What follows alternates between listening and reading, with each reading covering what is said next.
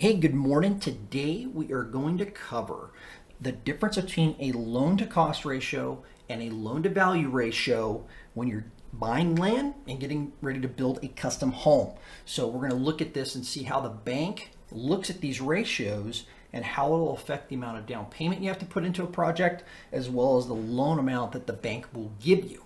So the first scenario is this loan to cost. Okay, what is a loan to cost ratio? Well, loan to cost is where you'll look at the cost of the land, the soft costs, which are like your design fees, permits and other fees that you have, and then the hard costs. So the hard costs are going to be the actual construction of the home, the site improvements plus the building improvements, and those are the three components that the bank looks at. So when you add those all together, that gives you the total cost of a project.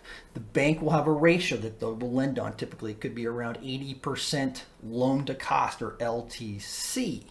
So if we had $1 million project, $200,000 of that, say, was the land, $100,000 was your soft cost, $700,000 would be your hard cost. So you have $1 million total cost for this project. So in this instance, if you're using a loan to cost ratio, the bank would multiply the $1 million times the 80%, and they would determine that they could give you $800,000 loan, and you would be required to put $200,000 down into this project in order to fund the loan and get the project started. So that is loan to cost.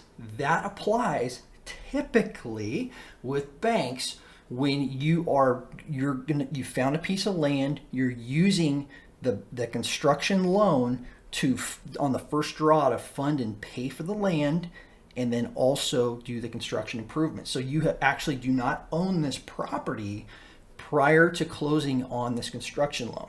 So a loan to cost ratio is very common to be used in that scenario. So you can avoid this, and we'll talk to you about that after I explain this loan to value scenario and how it can help you. So in this instance, again, we have a $1 million loan to cost, 80%, that's at 80%, we can get an $800,000 loan and a $200,000 down payment being required. Okay, so now we're going to talk about loan to value. So in a loan to value scenario, we're going to use the same 80% loan to value, so the same ratio, but it's going to be on loan to value instead of loan to cost.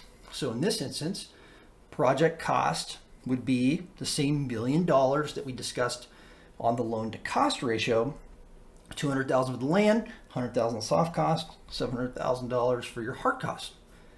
The appraised value of this, and this is the difference, is the loan to value. The appraiser will come out that's hired by the bank. They'll come out and they'll evaluate the comparable properties that are comparable to the home that you're getting ready to build, and they'll look at an after build value. So the home, after the project's already completed, what is this property going to be worth? And they're going to give you an appraised value. And let's assume in this scenario that the appraised value of this property would be $1.2 million. So $1,200,000 an appraised value. So we take that $1,200,000, we multiply it times 80%, and that now gives us our loan amount of $960,000 and a down payment requirement of $40,000. So a significant difference. It's over $160,000 less down payment required if we're able to use the loan to value instead of a loan to cost ratio. So this can be very beneficial if you're trying to keep more money in your pocket. And what you have to do this is, and we're actually working this on a project currently right now, is you need to take title to the land prior to actually applying for your construction loan. And so, for instance, let's say we're buying land, and maybe you have cash, or maybe you can get a land loan. You would open up a separate escrow, purchase the land, and close on it, get it titled in your name, and then you could apply for your construction loan that will allow you to build the home. Now, there is a seasoning period with some banks. You have to wait a certain amount of time between when you close on the land to when you actually can close on the construction loan. However, the bank that we're working with right now, it's only a day. So it can be a day, it can be a few months. It just depends on a particular bank. You want to check with them on that for the seasoning period of the ownership when you're on title for that land. But this will allow you to, if you do it that way and you close on the land first, put in your name, it allows you to have the loan to value ratio be used in your favor instead of using the loan to cost.